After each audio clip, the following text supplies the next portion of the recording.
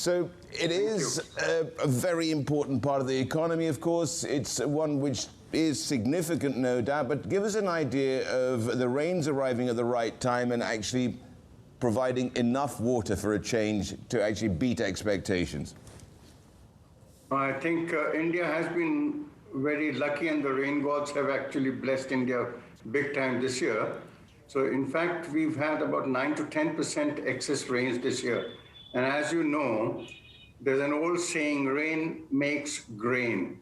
And this is exactly what has happened as far as the Kharif is concerned. We've had very good soya crop in excess of about 10.5 million tons, which is almost 2 million tons higher than what it was last year. We've had a very good groundnut crop. And the icing on the cake is that sugar production is likely to rebound big time. Last year we had sugar at around 27 million tons. And this year we should not be too surprised if India produces more than about 32 million tons. So overall, there's been a very good blessing in disguise for the country.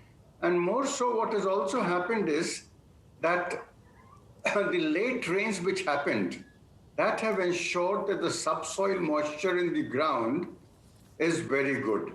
And that is bound to help the Rabi crop as well. In Rabi, our main crop is wheat and mustard and pulses as well. So overall, I think there are good times for India. And if you really look at it, probably agriculture is the only sector which seems to be doing well. In fact, in the first quarter of this year, agriculture was growing at more than 3.4%. And I would not be too surprised if by the end of the year, agriculture crosses the magical figure of about 4%. So this is good time for India as far as agriculture is concerned. And more so because almost something like 55 to 60% of the Indian population is dependent on agriculture and lives in the rural areas. So these are good tidings, and God is being kind. Yep. Atul, we saw at the beginning of the COVID-19 pandemic there in India how people fled, migrated back to their villages and rural areas. Some of them have stayed. Will that actually make the harvesting of these crops more efficient? Will more of them manage to be able to get to the big cities? Because the big problem has always been the amount of attrition that there is in getting crops, etc., and vegetables into the metropolitan centers. No, it's overall in a different way, the migration of labor back to their hometowns has been a kind of a blessing in disguise again. So what has happened is, with good rains and good monsoons, the harvesting has taken place brilliantly, and the consumption as far as the rural sector is concerned has also increased. As a matter of fact, this COVID has had a kind of a different scenario for the rural sector in India. We've had good rains, good crops, and what has also happened is that the agri prices have gone through the roof. So it is helping the rural sector big time. Atul, on that note, does that help to increase farmers' earnings then in a year that's been incredibly tough for so many in India? Sorry, I didn't get your question right. Can you repeat it? The bumper harvest that you're talking about, is that going to help increase farmers' wages? Oh, certainly. In fact, this is probably one of the first times when you've had very good crops in the country. And coupled with that, you've got very good commodity prices. In fact, edible oil prices have gone up by about 35%, and so has practically everything under the sun. And vegetable prices as well, pulses. So the whole sector has probably gone up, and that's the reason why you see the agriculture growth in India in the region of about 4%, when the whole economy is actually not doing all that well. Agriculture is probably the only silver lining as far as the Indian economy goes. So 4% growth, what kind of projections do you have for next year, and how will that boost the overall GDP of India?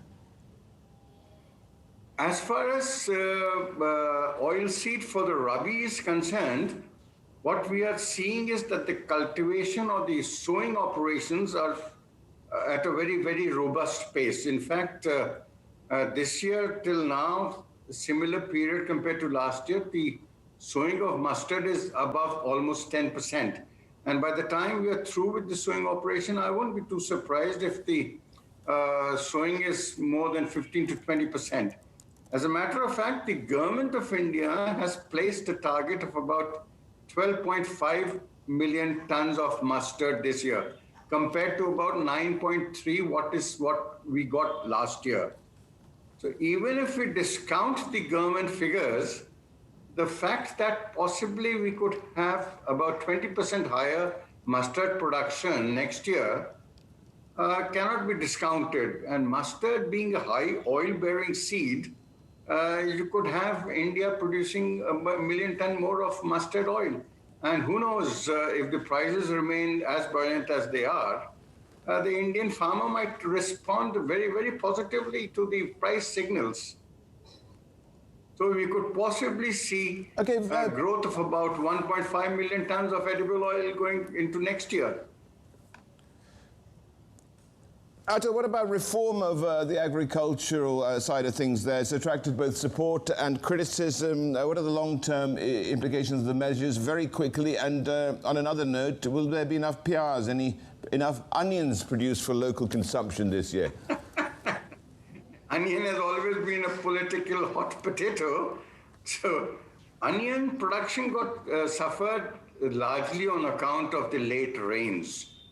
And I'm sure it's going to bounce back. As far as the reforms are concerned, I think agriculture was one sector which had been neglected for far too long. And our Prime Minister has been speaking from various podiums about Atmanirbharta. Atmanirbharta means self-reliance. And I'm sure all these agri reforms are more or less in the same direction.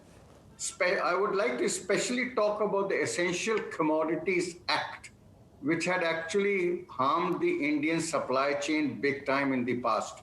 So this time they've got rid of that. And overall, I think the reforms are in the right direction, and possibly that might also see big ticket investments coming into agriculture sector in India from the corporates as well.